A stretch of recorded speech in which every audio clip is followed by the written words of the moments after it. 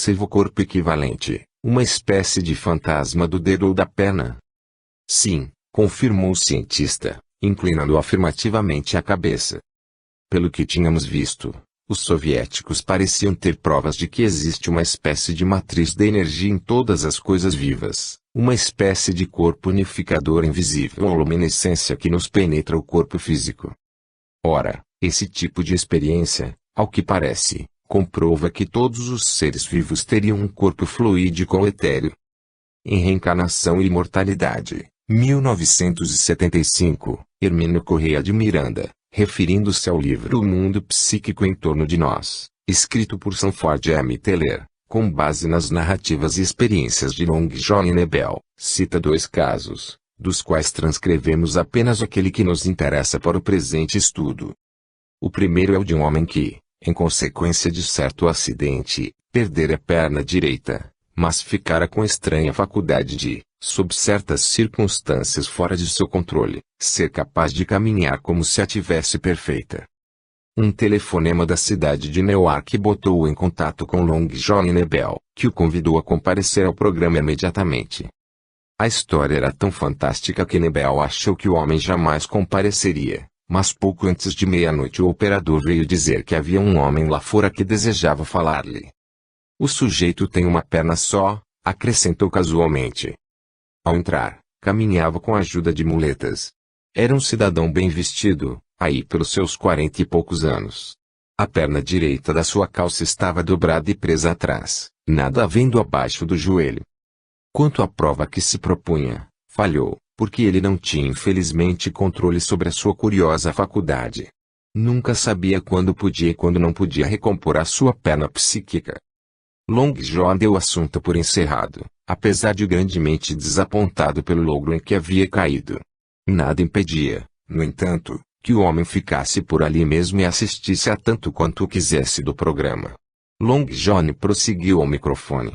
As muletas lá estavam encostadas à mesa. Pegou-as e, apoiado nelas, se dirigiu ao sofá, atrás da cadeira de Nebel que, enquanto falava, percebeu que lhe descansou as muletas no chão e sentou-se. Cerca de 15 minutos depois, o operador, da cabina de controle, começou a fazer gestos desesperados para Long John, com uma expressão de estupefação na face. Então eu vi a coisa, diz Long John. Primeiro com o rabo dos olhos e depois exatamente diante de mim. Aquele homem, o homem cuja perna direita havia sido removida anos atrás, estava caminhando na direção da porta. E sem muletas. A perna da sua calça continuava dobrada e presa atrás. Andava como se tivesse duas pernas, mas havia apenas uma. Nem mancava, enquanto se dirigia para a porta. Mantinha um caminhar forte e firme. Continuei falando ao microfone. Eu tinha que fazê-lo.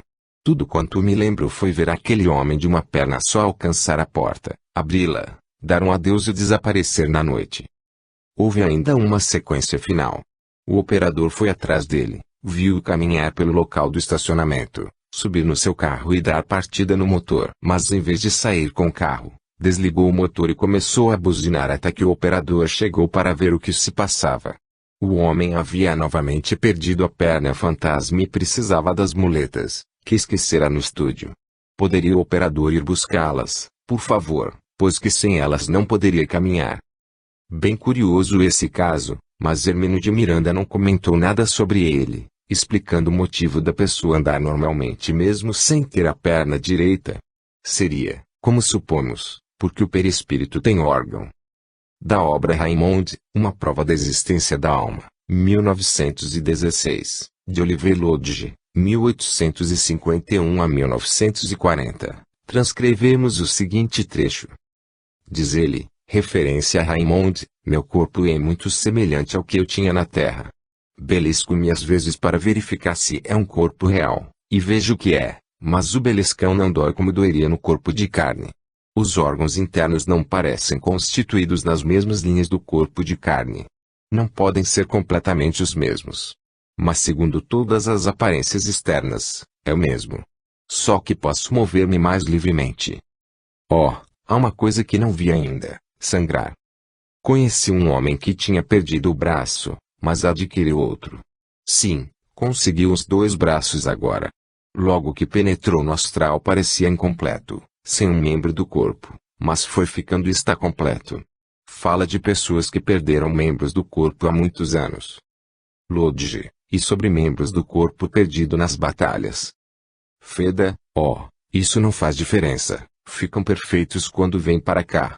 Foi informado, ele não sabe por si mesmo, mas sim porque lhe disseram, de que quando alguém é reduzido a pedaços, o espírito-corpo leva tempo para completar-se, para unificar-se novamente. Dissipa-se uma certa soma de substância indubitavelmente etérica, a qual tem de concentrar-se de novo. O espírito está claro que não se despedaça, mas é afetado pelo despedaçamento do corpo. Ele não viu nada disso, mas como está interessado, indagou e soube. Muito interessante a percepção de Raymond de que os órgãos internos não parecem constituídos nas mesmas linhas do corpo de carne. Não podem ser completamente os mesmos. Mas segundo todas as aparências externas, é o mesmo. No capítulo 03, os campos estruturadores da forma, perispírito do livro A Ciência do Espírito, 1985, de autoria do professor Henrique Rodrigues, encontramos esta informação. Como vemos, a existência de um outro corpo nos seres humanos vai sendo cientificamente e abundantemente provado. Mr. Benson Herbert, da Inglaterra, no Congresso Internacional de Parapsicologia de Gênova, relatou experiências feitas com pacientes que tinham braços ou pernas amputados, e que colocando neles um eletroencefalógrafo especial e vedando-lhes a possibilidade de ver o que se passava no resto do corpo, mostravam reações cerebrais nervosas, registradas no aparelho, quando, na parte inexistente, porque amputada de seus membros, era passado um arco de alta voltagem ou mesmo uma chama de vela. Como seria possível esse registro sem que, apesar da amputação, continuasse existindo um corpo energético? Talvez isso venha explicar a razão de que muitos amputados sentem dores, tato e outros incômodos nos membros que já não possuem, sem apelar para o simplismo dos condicionamentos residuais no cérebro do indivíduo. Importante é a comprovação que tudo aquilo que os amputados sentem não é fruto da imaginação, trata-se de algo real que foi mensurado, embora não se tenha descoberto o mecanismo de funcionamento do processo. Do capítulo O Perispírito e os Membros Fantasmas, da obra Perispírito, Natureza, Funções e Propriedades, 1998, de autoria do estudioso Carlos Bernardo Loureiro, merece destaque. Nos livros Gestalt Psychology, NY, 1950 de Eficates, Phantoms in Patients with Leprosy and Elderly Digital Amputers, NY, 1956, de Pessimel, são relatadas as amputações normais e as de membros nos leprosos. De acordo com as observações dos pesquisadores, os pacientes, após a amputação de braços e de pernas, continuaram a constatar a presença de parte amputada, chegando a movê-la e a sentir cócegas naquele local. E ainda mais, a percepção pode durar, não só ao longo tempo, mas toda a vida. Eficates, por sua vez, afirma: se uma pessoa, com uma perna amputada, chega a uma parede, ela parece atravessá-la. A lei da impenetrabilidade da matéria julgo que não se aplica a esse caso. Por outro lado, a declaração de Pessimel não é menos valiosa, quanto à comprovação da existência do perispírito. Após suas experiências com leprosos, verificou que a perda gradual das partes do corpo por absorção, por ser lenta e demorada, não produz fantasmas e o mais notável aqui, na amputação de restos de dedos e artelhos, esses efeitos se reproduzem não como as partes que havia, mas, sim, perfeitos, isto é, como antes da absorção. Conta ele fato interessante a respeito de um amputado. Quando acordou da anestesia, procurou pegar o pé. A sensação da existência do membro amputado persiste, e a paciente esquece, tenta pisar e cai. Dizia, mais tarde, que podia movimentar os dedos fantasmas. Entretanto Mitchell, Bernstein e Peters pararam nesse ponto, sem mais nada a acrescentar. Apesar de serem autoridades em sua especialidade, certos fenômenos escapam do domínio de seu raciocínio, uma vez que se põe, apenas, ao nível da matéria tangível, sensorial. Mais uma fonte que apresenta pesquisa que comprova que as pessoas amputadas ainda sentem o membro faltante. Quanto a ter órgãos, o que se pode concluir com as manifestações de espíritos de pessoas vivas? Aqui trataremos das manifestações de espírito de pessoas vivas, por ter a mesma base das que ocorrem com os desencarnados. E, mais especificamente, nas quais os espíritos conseguiram verbalizar seus pensamentos.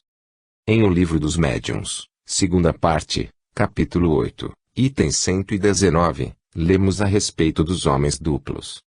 Quando isolado do corpo, o espírito de uma pessoa viva, do mesmo modo que o espírito de alguém que morreu, pode mostrar-se com todas as aparências da realidade.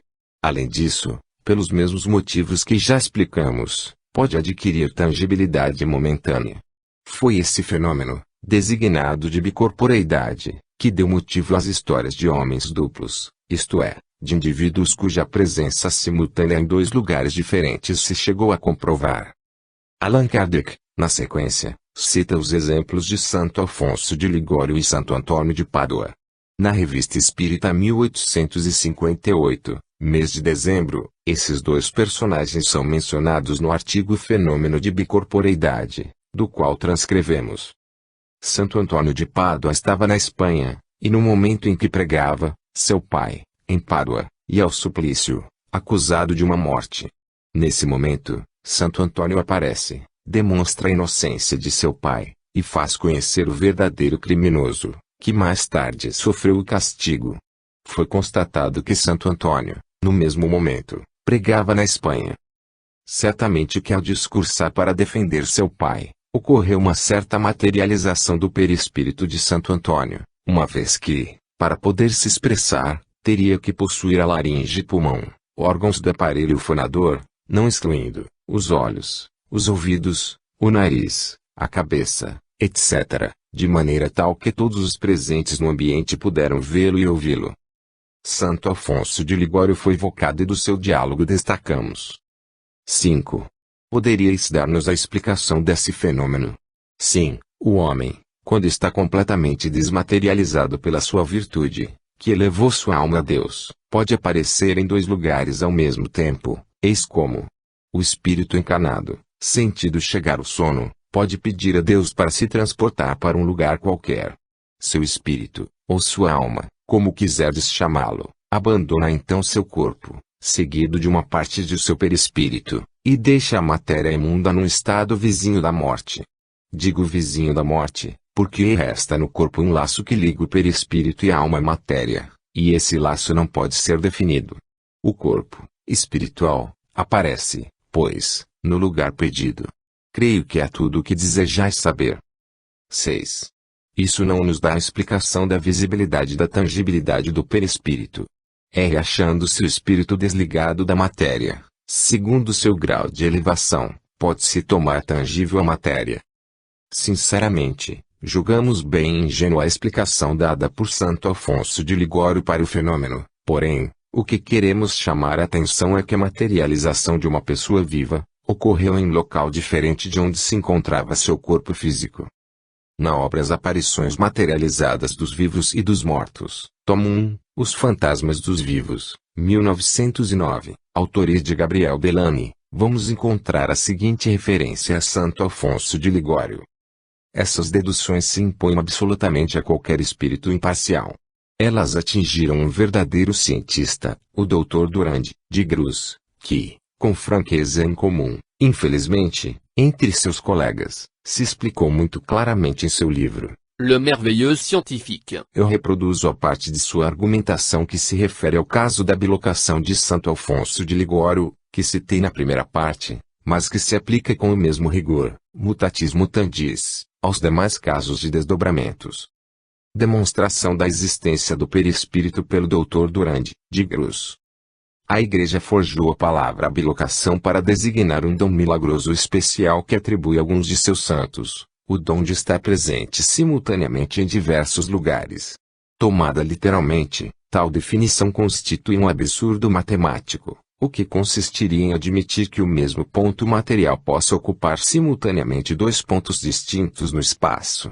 Mas se a expressão é paradoxal, O alegado fato ao qual ela se aplica nada tem em si que seja contrário à evidência, uma vez que, por um exame fundamentado, ela foi reduzida às suas devidas proporções. Tomemos um exemplo da geografia cristã e voltemos ao nosso São Ligório, mencionado acima, que aparentemente é o mais recente canonizado que ofereceu o milagre em apreço. Eis, então, Alfonso de Ligório, acometido de síncope no meio de seus monges do convento de Scala, no reino de Nápoles, Principado Superior, permanecendo por 2 dias e 2 noites consecutivos em estado de letargia. E agora a Igreja nos afirma, invocando testemunhos que é inútil no momento relatar ou discutir que durante esse longo sono Alfonso estava em Roma, no Vaticano, ao lado do Papa em seu leito de morte, para assisti-lo em seus últimos momentos, nos é formalmente dito, o que presumivelmente significa para administrar os últimos sacramentos ao pontífice e fortalecer sua alma com exortações diante da prova suprema. Eu tomo o fato tal como a Igreja nos dá. Contestá-lo e mesmo refutá-lo vitoriosamente, pouco serviria, com efeito, depois, como antes, nos depararíamos com uma quantidade inumerável de fatos telepáticos atuais da mesma ordem, ainda mais extraordinários, se possível, e que se apoiam em todo um aparato científico de provas testemunhais e verificações experimentais absolutamente imponentes. Se peguei o caso de Alfonso de Ligório como tipo, é em consideração à sua notoriedade e ao valor que a sanção eclesiástica lhe concedeu para dar-lhe os olhos de uma grande classe de leitores. Estas observações feitas, digo que para admitir, ainda que por hipótese, que o cenobita de Scala passou 48 horas em seu retiro em pleno reino de Nápoles, mergulhado em um sono profundo, e que durante as mesmas 48 horas esteve no Palácio do Vaticano, ativamente ocupado em dar assistência religiosa a moribundo Clemente XIV, há lugar para um sério distingo. Sob pena de cair em flagrante contradição nos termos, não se pode afirmar que o que restou no país de Nápoles da pessoa de nosso santo encontrava-se identicamente em Roma ao mesmo tempo, e, reciprocamente, que aquela parte de si mesmo que foi transportada para Roma e lá residira durante todo esse tempo, entretanto, não obstante, não havia mudado de lugar, e não deixara de, por um único momento, estar pregado em seu leito, a 50 ou 100 léguas de distância. Então, é uma coisa que estava dormindo, insensível e inerte no convento de Scala, e é outra coisa que mantinha vigília na mesma hora ao lado do Papa e demonstrava um zelo ativo em preparar um homem para morrer. Assim, bilocação é uma expressão que traduz incorretamente o fato proposto, e deslocação seria preferível em todos os sentidos. É conveniente ser mais específico, e para tanto façamos-nos as seguintes perguntas. O Ligório que havia ido a Roma nas circunstâncias milagrosas citadas acima, havia feito, para realizar a viagem, uso dos membros locomotores do Ligório que permaneceu adormecido, tal como um cadáver, em plena região napolitana? Não, já que é admitido que esses membros estavam totalmente privados de movimento. E para explicar que o Ligório que visitava o Papa pôde se fazer ver e ouvir por este último, podemos supor que esses fenômenos ópticos e acústicos se operavam, de um lado, pela reflexão da luz iluminando atualmente o corpo letárgico do visitante, que ele havia deixado a 100 léguas atrás de si, e, de outro lado, pela ação do aparelho fonador desse mesmo corpo sobre o ar ambiente, colocando tal ar em vibrações, as quais, moduladas em sons articulados, se teriam assim propagado do reino de Nápoles a Roma, até o tímpano do Santo Padre. Tal suposição está novamente em completo desacordo com o dado fundamental do problema. Então o que concluir? Eu respondo. Se o fato em questão e os fatos, ou supostos fatos semelhantes que nos são descritos diariamente nas publicações de telepatia científica são revelados, são comprovados, se, em uma palavra, somos forçados a admiti-los, embora nos custe, pois bem, uma consequência parece-me decorrer daí com a mais límpida e irresistível evidência. É que a natureza física aparente está associada a uma natureza física oculta, que é funcionalmente sua equivalente, embora de constituição bastante diferente. É que o organismo vivo que vemos, e que a anatomia disseca, também tem como réplica, se não for ele mesmo a réplica, um organismo oculto sobre o qual nem o bisturi nem o microscópio têm controle, e que por isso também é dotado, como o outro, melhor que o outro, Talvez, de todos os órgãos necessários para o duplo efeito que é toda a razão de ser da organização vital, coletar e transmitir à consciência as impressões de fora, e colocar a atividade psíquica em condições de ser exercida sobre o mundo circundante e modificá-lo por sua vez. Não se pode definir melhor o duplo papel do corpo fluídico, intermediário obrigatório entre o corpo e o espírito. As inferências tão lógicas tiradas pelo Dr. Durand, de Grus, da análise dos fatos são confirmadas por outras considerações que militam, de várias maneiras, a favor desse modo de ver. A existência permanente do perispírito em todos os homens foi afirmada por sonâmbulos que vinham diretamente, em amputados, um modelo persistente de uma réplica fluídica substituindo o membro ausente. Tal fato foi apontado em particular pelo Dr. Kerner com a vidente de Prevorst. Esse é mais um caso no qual o espírito da pessoa viva ao se manifestar entra em comunicação verbal com outras pessoas. E aí, temos mais uma vez que apelar para o fato da existência de órgãos no perispírito. Visando trazer novas considerações, citaremos novamente o livro A Alma é Imortal, 1897, para destacar estes dois pontos. Primeiro, no capítulo 4, O Desdobramento do Ser Humano, sob o título de Aparição Falante, Gabriel Delano narra o caso do marinheiro que aparece a seu irmão, e pede-lhe pelo amor de Deus, não digas que estou aqui. Esse inusitado pedido foi feito pelo motivo dele ter saído do navio sem a devida autorização superior. Temos o seguinte comentário de Gabriel Delano. Notamos, em a narrativa concernente ao jovem marinheiro, que a aparição fala, o que faz supor tem a ela um órgão para produzir a palavra e uma força interior que põe em movimento esse aparelho. A máquina fonética é a mesma que a do corpo e a força é aurida no organismo vivo. No capítulo referente às materializações, veremos de que modo isso pode dar-se. Julgamos ser bem óbvia essa conclusão, pois é improvável que um espírito, esteja na condição de encarnado ou de desencarnado, consiga produzir qualquer som sem ter um aparelho fonador, com todos os órgãos necessários para tal empreendimento. Segundo, no capítulo 6, O Desdobramento do Ser Humano, Gabriel Delano cita 10 casos, dos quais 60% com materialização. Explicando-os, disse: em todos os exemplos acima citados, a forma visível da alma é a cópia absolutamente fiel do corpo terrestre. A identidade completa entre uma pessoa e seu duplo, podendo-se afirmar que esta semelhança não se limita à reprodução dos contornos exteriores do ser material, pois que alcança até a íntima estrutura perispirítica, ou, por outra, todos os órgãos do ser humano existem na sua reprodução fluídica. Conforme afirma Gabriel Delano, a reprodução do perispírito alcança até a íntima da estrutura do corpo físico, então podemos aceitar que ela também abrange os órgãos internos do corpo humano. Da sua obra As Aparições Materializadas dos Vivos e dos Mortos, tomo 1, Os Fantasmas dos Vivos, 1909, retiramos os seguintes trechos. Até então, são fenômenos de motricidade que estamos presenciando. Agora vamos ouvir falar o fantasma de um vivo, o que nos leva a supor que ele não tem apenas as aparências externas do indivíduo vivo, mas que possui uma constituição interna análoga à dos humanos. A história que se segue também nos mostra um duplo que conversa longamente com seu filho, e caminha segurando uma bengala, o que acentua ainda mais o caráter de materialização do fantasma. Um fantasma que conversa com seu filho enquanto caminha. Abramos o livro de alguém que é uma autoridade em tudo o que é relacionado ao magnetismo, do Potete. Aqui está o que ele relata. O seguinte fato é bem atestado e pode ser classificado entre os fenômenos mais difíceis de explicar na ordem do espiritismo. Foi publicado no livro de bolso dos Amigos da Religião de 1814 por Jung Stilling, ao qual foi relatado como uma experiência pessoal pelo Barão de Sousa, camareiro do rei da Suécia.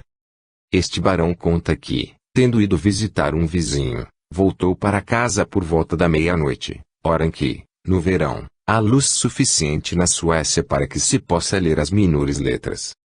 Assim que cheguei disse ele a minha propriedade, meu pai veio me encontrar em frente à entrada do parque. Ele estava vestido como de costume e tinha na mão uma bengala que meu irmão havia esculpido. Eu o cumprimentei e conversamos por um longo tempo. Chegamos assim à casa e à entrada do seu quarto. Lá entrando, vi meu pai despido, deitado em sua cama e dormindo profundamente. No mesmo instante a aparição havia desaparecido. Pouco depois, meu pai acordou e me olhou interrogativamente. Meu querido Ebert, disse-me, Deus seja louvado por eu ver-te novamente são e salvo, pois eu fiquei muito atormentado, por tua causa. Em meu sonho, parecia-me que havias caído na água e corrias o risco de te afogar. Ora, naquele dia acrescenta o barão eu tinha ido ao rio com um amigo pescar caranguejos e quase fui arrastado pela corrente. Contei a meu pai que tinha visto sua aparição na entrada da propriedade e que havíamos tido uma longa conversa juntos. Ele respondeu que fatos semelhantes aconteciam com frequência.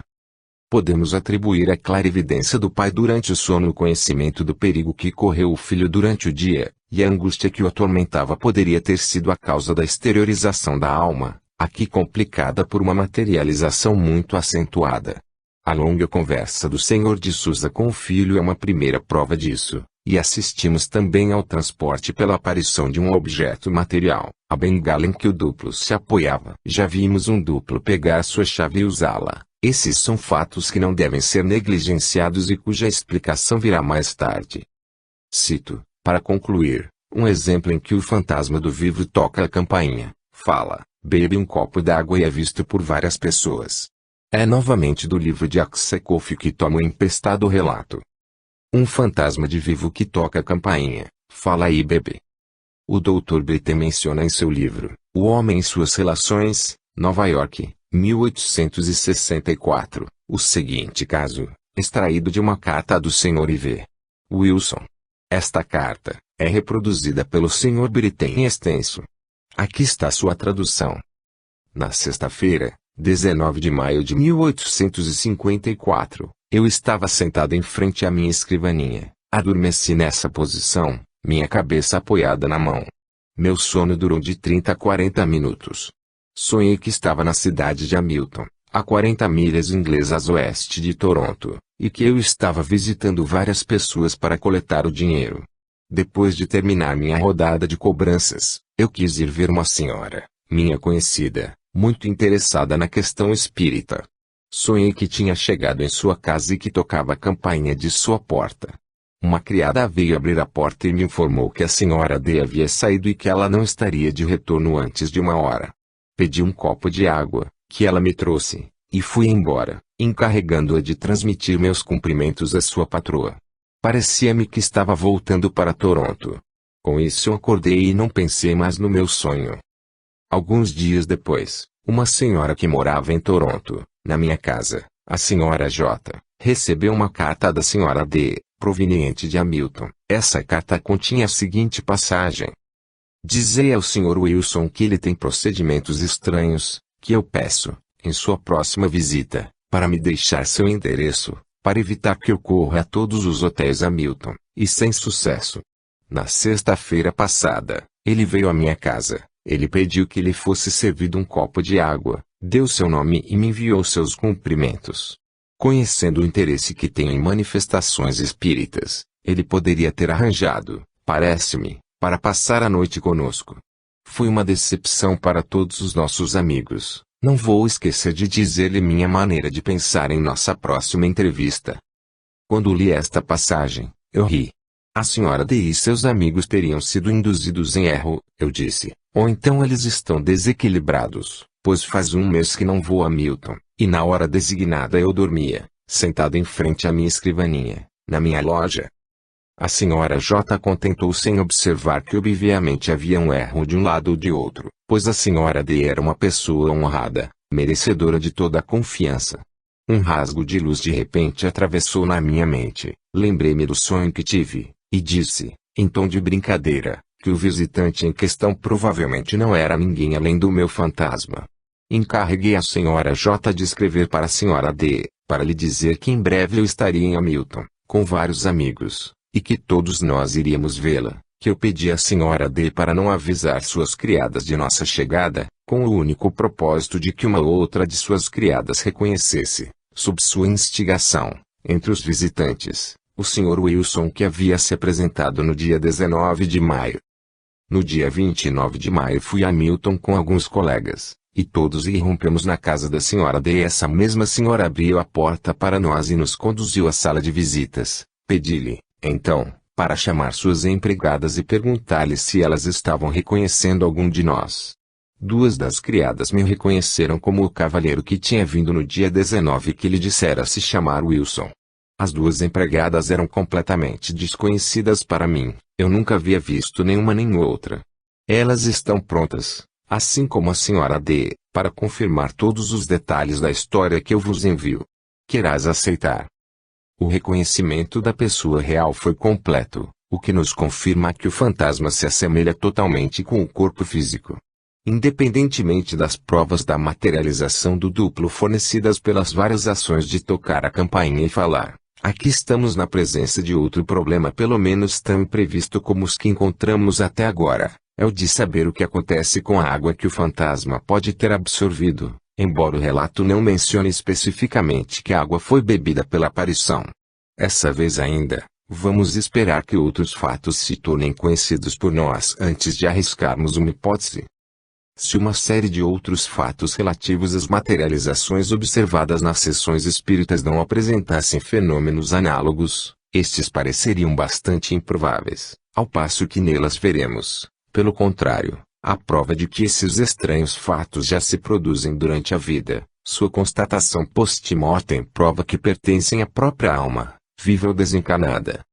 Todos esses fenômenos de motricidade requerem, mais que provavelmente, um substrato material para se produzirem. Uma mão que não se materializasse dificilmente poderia girar a maçaneta de uma porta, ou se servir de uma chave, e somos levados, pelos próprios fatos, a supor que a identidade externa que se constata entre o corpo e seu fantasma deve continuar para os órgãos internos, já que o fantasma fala muitas vezes, o que requer o equivalente a uma laringe e a uma boca nas quais o ar é expirado. Julgamos que a conclusão de Gabriel Delany a respeito do perispírito requerer o equivalente a uma laringe e a uma boca nas quais o ar é expirado faz todo sentido, pois sem isso não haveria como um espírito manifestante, seja de vivo ou de morto, falar. No tópico 3. O corpo astral é normalmente a reprodução exata do corpo físico, do capítulo 1, o sono magnético e o corpo fluídico, da segunda parte do livro As Vidas Sucessivas, 1911, Albert de Rochas, esclarece. Numa sessão realizada no dia 19 de abril de 1904, na Escola de Medicina de Grenoble, com Eugênie, em presença do Dr. Bourdieu, exteriorizei o corpo fluídico da sensitiva. Quando o fantasma azul formou-se à sua esquerda, ela o via, mas nós não experimentávamos nenhuma sensação ao tocá-lo. Eugênie, ao contrário, sentia os contatos, não apenas sobre sua pele, como também no interior de seu corpo, quando nossas mãos penetravam seu duplo. O Dr. Bourdieu, tendo colocado sucessivamente com precaução seu dedo indicador em diferentes pontos do interior do duplo, perguntou a Eugênie em que ponto ela se sentia tocada. Eugênie, que tinha os olhos fechados, designou exatamente, e sem hesitação, os órgãos que o Dr. Bourdieu tinha a intenção de tocar, baseando-se em suas posições respectivas. Essa experiência é curiosa e, à nossa maneira de sentir, prova a existência de órgãos no perispírito. Os que não aceitarem isso que, por amor à verdade, apresentem fatos que possam ser contraprovas evidenciando o contrário, algo que para eles deve ser bem simples. Em Eurípides Barçanufo, o apóstolo da caridade, 1979, o autor Jorge Ritzini narra este caso ocorrido com o médium Eurípides Barçanufo, 1880 a 1918. Parto mediúnico, e bilocação, psique, certa vez, disse Eurípides Barçanufo, sorrindo, após o transe durante uma aula. Prestem atenção. Acabo de estar em uma residência atrás da Igreja do Rosário, fazendo um parto difícil. O marido não sabe que já é pai e está a caminho daqui. Vem a cavalo e com roupa de montaria. Ele está, neste momento, apeando em frente ao colégio. Vai agora subir os degraus da escada. Quando ele entrar na sala, os senhores devem ficar em pé e depois sentar. Atenção, ele vai entrar. E o homem com chapéu e roupa de montaria entrou muito aflito, pedindo a Eurípides Barçanufo que fosse, urgentemente, fazer o parto, pois a mulher estava passando mal. Acalme-se, respondeu o médium, sorrindo. Fiz o parto há 5 minutos atrás. Não é possível, seu Eurípedes. Há 5 minutos atrás eu teria visto o Senhor pelo caminho. O Senhor não me viu porque fui em espírito. Mas, eu vi o Senhor. Pode voltar para sua casa, sossegado. A menina que nasceu é bonita e forte.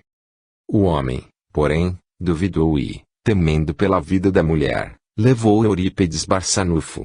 A parturiente, com a filhinha deitada ao lado, ao ver o médium, exclamou: "O senhor não precisava vir de novo, seu Eurípedes, eu e o bebê estamos passando bem." Eurípedes Barçanufo, então, regressou, rápido, ao colégio para continuar a aula interrompida. Nessa manifestação, o espírito de Eurípedes Barçanufo era uma duplicada exata de seu corpo físico, com todos os seus órgãos externos. Então, por que também não teria os órgãos internos? Gerson Simões Monteiro, 1936 a 2016, em Materializações de Chico Xavier e Outras Recordações, 2012, dá notícia de 3 fenômenos de bicorporeidade, acontecidos como o médium Chico Xavier, em 1985. Vejamos o segundo deles intitulado Beijei suas mãos na materialização. Na segunda vez em que vi Chico Xavier materializado, eu me sentara numa cadeira de balanço, atrás do biombo para tratamento dos enfermos. Era bem próximo à porta fechada da cabine onde se encontrava o médium de efeitos físicos Antônio Salles. A porta se abriu, e Chico, ao passar por mim, bateu levemente na minha cabeça com a mão direita aberta, e disse: "Gerson, como estás?" Diante disso, tomei sua mão e a beijei no dorso, e ele imediatamente retribuiu meu gesto. Da mesma maneira que nos casos anteriores, vemos Chico Xavier, espírito, em atitudes que, a nosso ver, requerem órgãos. Não duvidamos que seu perispírito também sofreu uma materialização, a ponto de poder dar um tapa na cabeça de Gerson Monteiro e lhe oferecer a mão para que fosse beijada por ele. Assim, fica claro que nos casos de bicorporeidade, em que ocorrem diálogos de até alguma ação física do espírito de pessoa viva, tem-se comprovado a existência dos órgãos correspondentes, boca, laringe e pulmão traço, o que equivale dizer que no corpo perispiritual, já que na manifestação é este que se apresenta, existe o conjunto de órgãos do aparelho fonador correlatos aos do corpo físico. E para encerrar, voltaremos novamente a obras Aparições Materializadas dos Vivos e dos Mortos, tomo 1, Os Fantasmas dos Vivos, 1909, destacando do tópico Observações Gerais sobre os Fantasmas dos Vivos do capítulo 8, o desdobramento do ser humano demonstra a existência da alma. Os seguintes itens com os quais Gabriel Delany resume as características gerais do fantasma dos vivos. Quinto, a observação mais importante que emerge do estudo dos fatos é que o duplo de um ser humano, visível ou não, reproduz com uma fidelidade anatômica o corpo físico do qual emana. Não há nenhum exemplo de que a alma tenha revestido uma forma diferente daquela do seu organismo físico. Por outro lado, os acessórios da aparição como as roupas, por exemplo, podem diferir daqueles que o indivíduo veste no momento em que se desdobra. Sexto, não é apenas o aspecto exterior, o tipo do indivíduo que o fantasma apresenta, mas a observação obriga-nos a constatar que essa semelhança se estende aos órgãos internos. É realmente um segundo corpo que se exterioriza, ele é a cópia fiel do organismo interior. As ações físicas produzidas pelos fantasmas de seres vivos são análogas às determinadas pelos membros materiais, e requerem, consequentemente, aparelhos fisiológicos análogos, temporariamente materializados. Os movimentos sincrônicos Deus AP e seu duplo são significativos a esse respeito, e assim como as palavras pronunciadas pelas aparições, exigem um aparelho fonético idêntico ao do corpo humano do indivíduo que está desdobrado, já que a voz ouvida é a mesma do ser vivo. Sétimo, a faculdade telestésica, isto é, a de entrar diretamente em contato com o mundo exterior por meio da visão, da audição, do tato etc., pertencem à alma exteriorizada. É independente dos aparelhos sensoriais, pois estes não são utilizados para clarevidência, clareaudiência etc. Mas assim que o perispírito é materializado, novamente a percepção é efetuada pelos órgãos do fantasma, que é afetado como nós pela luz, pelo som etc. Tal é a razão pela qual as aparições tangíveis se comportam como seres humanos comuns e vimos a Senhora Desperance desdobrada e não distinguir os detalhes da sala onde se esperava a sua visita psíquica, justamente porque a escuridão havia sido feita. 10º. Parece que a libertação completa da alma pode ocorrer, de forma um pouco duradoura, apenas quando o corpo material do indivíduo está mergulhado em um sono profundo e letárgico, que recebeu o nome de transe. Podemos ver aí uma aplicação dessa lei fisiológica, conhecida sob o nome de balanceamento orgânico, que diz que quando um órgão cresce além da medida, é à custa daqueles que o circundam. Como o perispírito absorve as forças vivas do organismo, este cai no estado de sono em que todas as funções são retardadas e até reduzidas ao mínimo.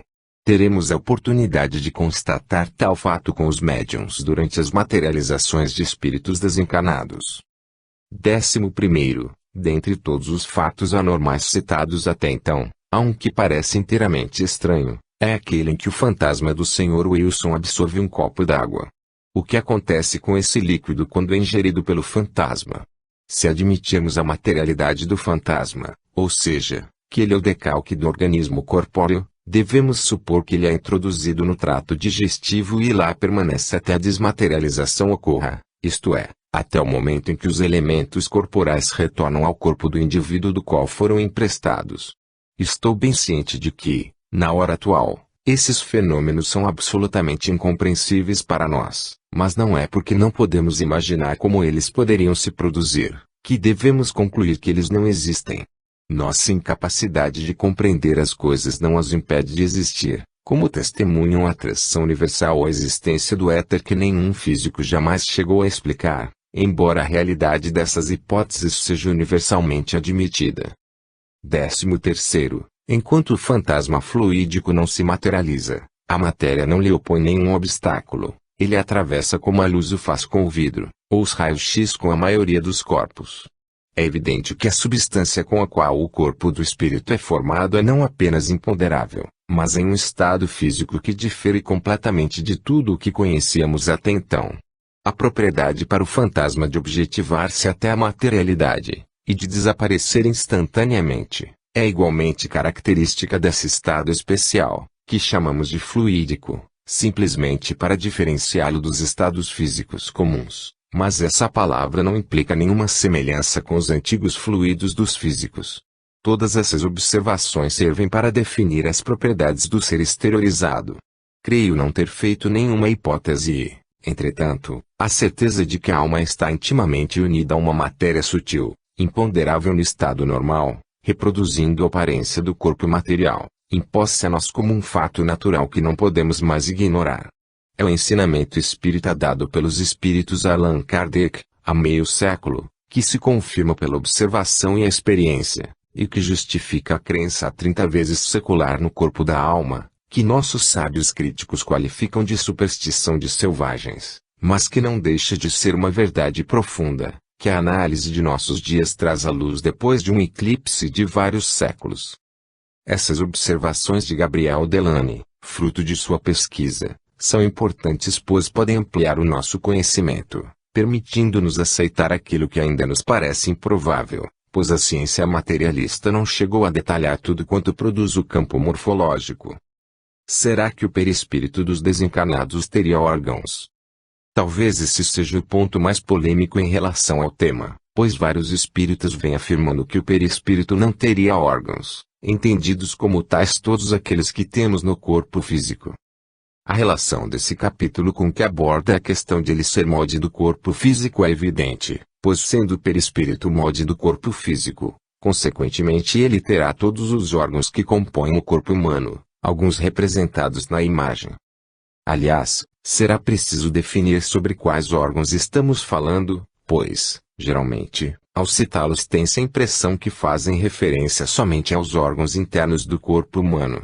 Não vemos lógica os espíritos, nas aparições e materializações, se apresentaram com os órgãos externos sem a contrapartida dos órgãos internos. A não os ter, só faz sentido em relação a esses dois tipos, internos e externos, e não apenas um deles. A mais antiga referência à existência de órgãos no perispírito. A mais antiga referência que encontramos sobre o perispírito ter órgãos foi no ano de 1798, por Joan Caspar Lavater, 1741 a 1801, que, além de pastor, foi filósofo, poeta e teólogo. Na Revista Espírita 1868, mês de março, vamos encontrar o artigo intitulado Correspondência Inédita de Lavater com a Imperatriz Maria da Rússia. Allan Kardec disse se tratar de um documento tanto mais precioso para a história do Espiritismo. De suas considerações, destacamos o seguinte parágrafo. Essas cartas, em número de 6, apresentam mais alto interesse, naquilo que provam positivamente que as ideias espíritas, e notadamente as da possibilidade de relações entre o mundo espiritual e o mundo material, germinava na Europa há 70 anos mais cedo, e que não só o célebre fisionomista tinha a convicção dessas relações, mas que era ele mesmo que, no Espiritismo, chama-se o médium intuitivo, quer dizer, um homem recebendo, por intuição, as ideias dos espíritos e transcrevendo suas comunicações. As cartas de um amigo defunto que Lavater tinha juntado às suas próprias cartas, são eminentemente espíritas. Elas desenvolvem e esclarecem, de maneira tão engenhosa quanto espirituosa, as ideias fundamentais do Espiritismo, e vêm em apoio de tudo o que esta doutrina oferece de mais racional, de mais profundamente filosófico, religioso e consolador para a humanidade. Não é natural supor que o próprio Lavater tenha podido conceber e expor com uma tão grande lucidez e toda precisão, ideias abstratas e tão elevadas sobre o estado da alma depois da morte e seus meios de comunicação com os espíritos encarnados, quer dizer, os homens. Estas ideias não podem provir senão dos próprios espíritos desencarnados. É indubitável que um deles, tendo guardado sentimentos de afeição por um amigo ainda habitante da Terra, lhe deu, por intermédio de um médium intuitivo, talvez o próprio Lavater fosse esse amigo, noções sobre esse assunto para iniciá-los nos mistérios do túmulo, na medida do que é permitido a um espírito se revelar aos homens, e do que estes últimos estão em estado de compreender. Ora, se essas ideias provêm dos espíritos, como supôs Allan Kardec, então temos aí uma forte possibilidade de Lavater ter sido médium. Ou estamos passando do limite? Para nós, fica claro que Allan Kardec teve o teor dessas cartas de Lavater como verdades espíritas, provindas de espíritos desencarnados. A carta que nos interessa em especial, é a primeira delas, que tem o título sobre o estado da alma depois da morte, datada de 1º de agosto de 1798. Se, durante algum tempo, ela, a alma, pudesse permanecer sem corpo, o mundo material não existiria para ela. Mas se ela é, logo depois de ter deixado seu corpo, eu acho muito verossímil, provida de um corpo espiritual, que ela teria retirado de seu corpo material, o novo corpo lhe dará indispensavelmente uma diferente percepção das coisas.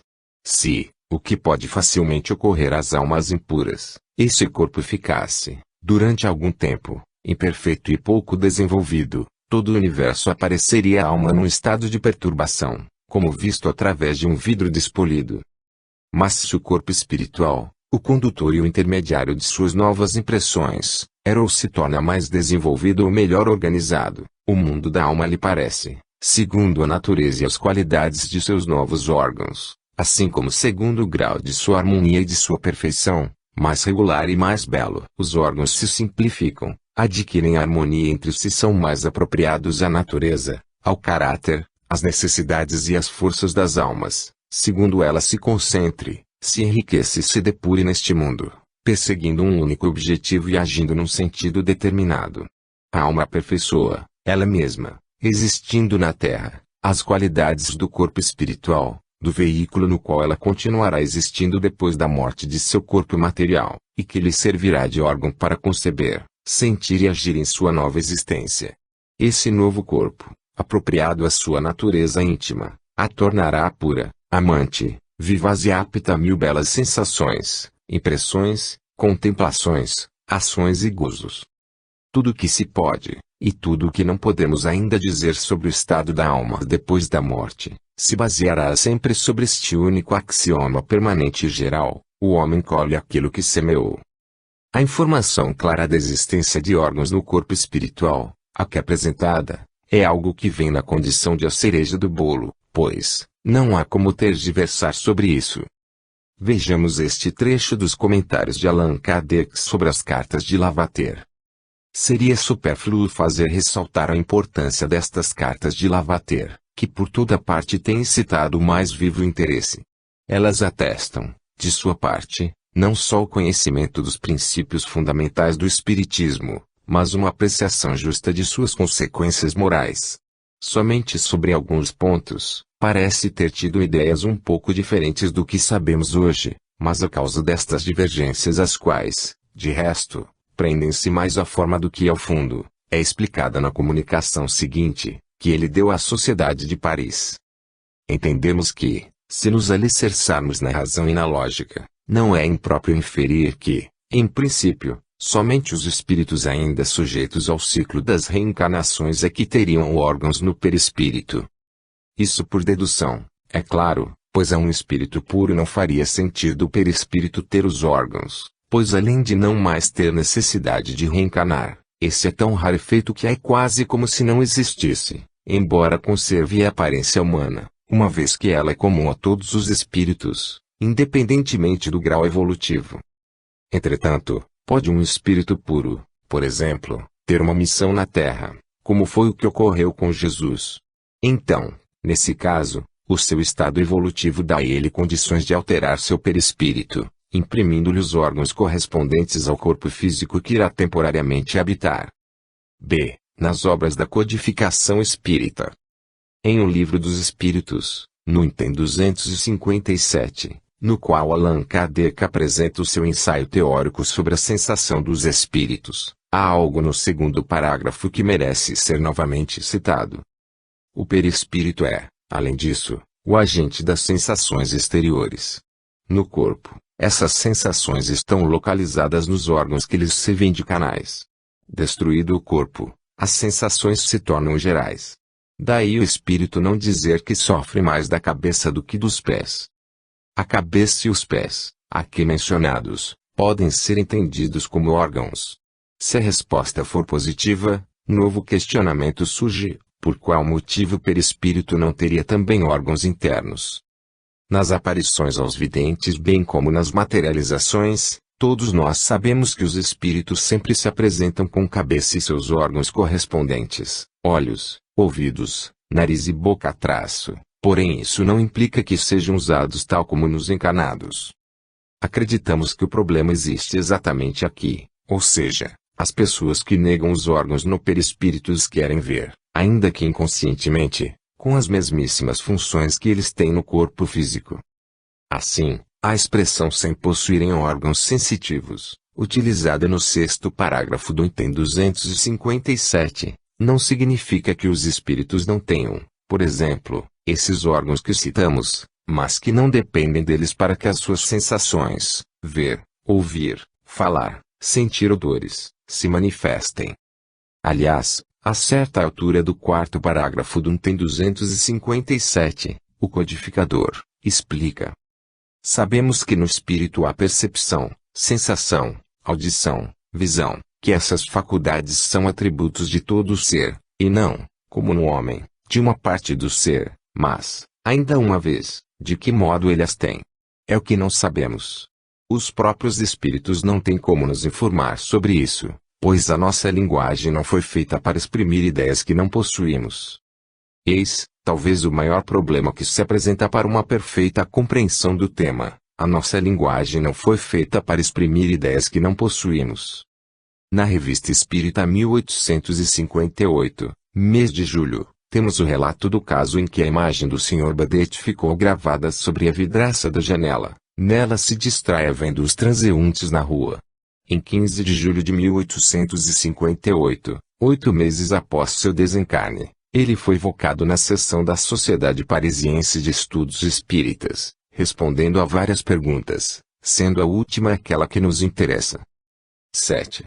Foi-nos dito há pouco que os espíritos não têm olhos. Ora, se essa imagem é a reprodução do perispírito, como ocorreu que ela haja podido reproduzir os órgãos da visão? O perispírito não é o espírito, aparência. O perispírito tem olhos, mas o espírito não os tem. Eu vos disse bem, falando do perispírito, que estava vivo. Levando-se em conta o que foi dito, pode-se dizer que o perispírito tem, sim, órgãos. Quem não os tem é o espírito propriamente dito. Entretanto trata-se, por óbvio, da opinião de um espírito, que, como todos nós sabemos, não tem valor como ponto doutrinário. Conforme registrado na Revista Espírita 1858, mês de setembro, o espírito da senhora Schwabenhaus, a quem Allan Kardec tinha como um espírito elevado, foi evocado na Sociedade Parisiense de Estudos Espíritas, tendo estabelecido um diálogo. Dele destacamos: 30. Vós nos vedes tão distintamente quanto faríeis estando viva. Sim. 31. Uma vez que aqui estáis sob a forma que tinhais na terra, é pelos olhos que nos vedes. Mas não, o espírito não tem olhos, não estou sob a minha última forma senão para satisfazer as leis que regem os espíritos quando são evocados, e obrigados a retomar o que chamais perispírito. Sim, de fato o espírito não tem olhos, mas e quanto ao perispírito, vale essa afirmativa. Porque não os teria, se ele é o mantenedor da aparência física. Na Revista Espírita 1859, mês de março, foi publicado um diálogo com a senhora Reinaldi, sonâmbula, falecida em Aminonai, há mais ou menos um ano, do qual destacamos as seguintes questões. 20.